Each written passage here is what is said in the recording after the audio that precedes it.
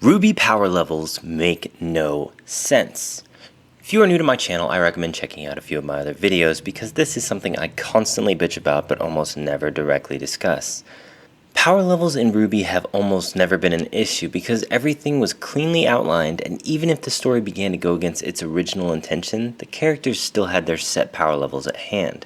For the sake of simplicity, we'll label these power levels 1 through 10, with 1 being the weakest and 10 being the strongest. Whether or not I even reference this it's up in the air, I'm just kind of winging it. But I can't take credit for this once again because one of you guys have actually brought this up to my attention and linked me the video clip that I'm about to use. However, that person didn't want a shout out, which is fine, but I just gotta say thanks for steadily growing into this community of people that are really genuine, and you guys help me out with some ideas every now and then. Now back to my regularly scheduled bitching. So as most of you know, Mercury Black is my favorite character in RWBY. Is or was my favorite character, I don't know anymore. I liked his backstory, his fighting style, and pretty much everything about his character, up until the recent changes, naturally. However, if we are going to put Mercury on a level on the power scale, given what we are shown, what do you think it would be? I think a 7 would be a pretty nice outline for him.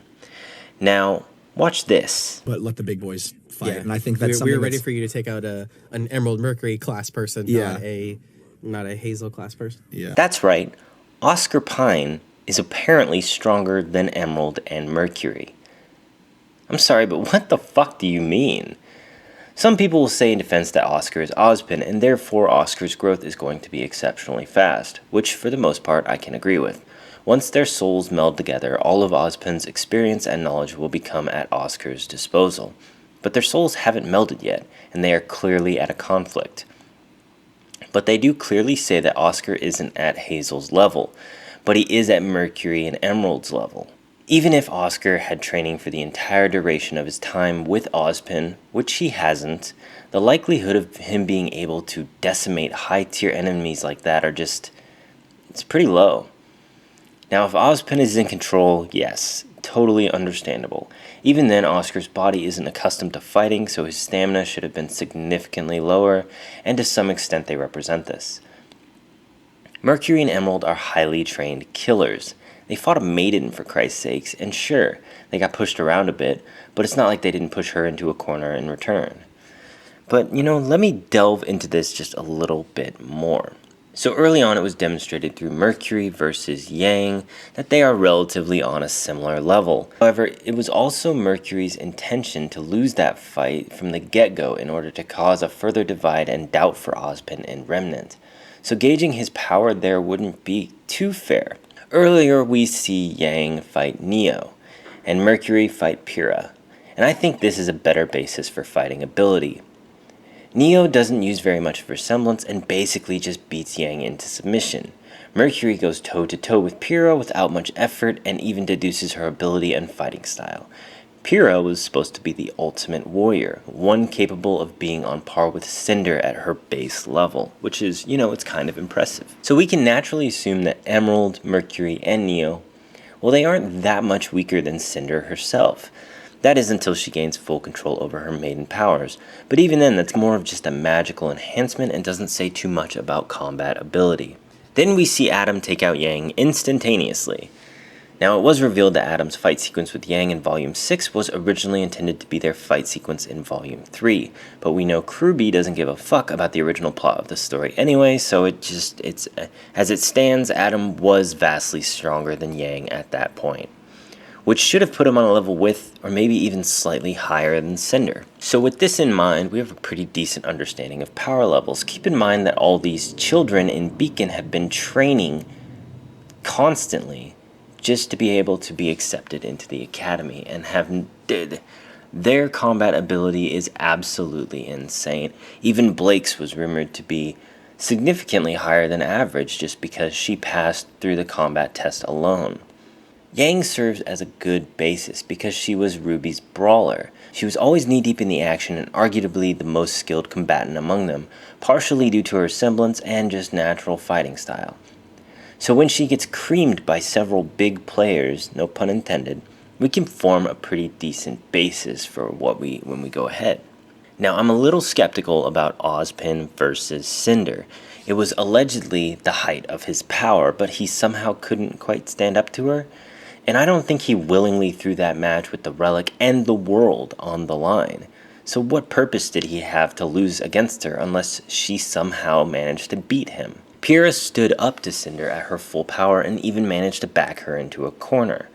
Ozpin didn't even manage to draw a drop of blood. Earlier I mentioned how Mercury and Pyrrha were on relatively similar levels, which by this definition would put them also at Cinder's level. The only support for this I can find is that while many characters seem to fear Cinder, Mercury, even at the time of possibly being in trouble, doesn't seem to give a shit.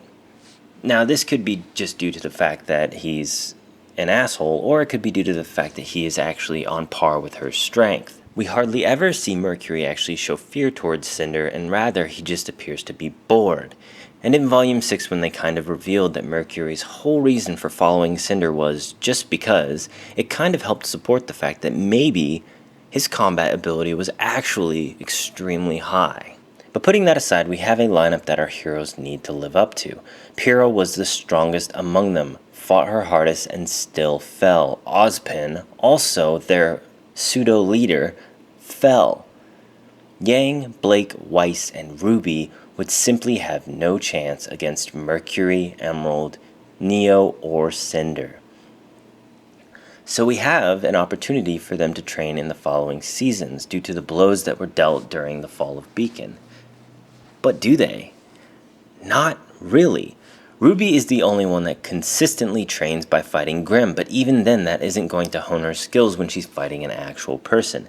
As shown through the first 3 volumes, RWBY is extremely adept at fighting Grimm, but she's not very adept at fighting people.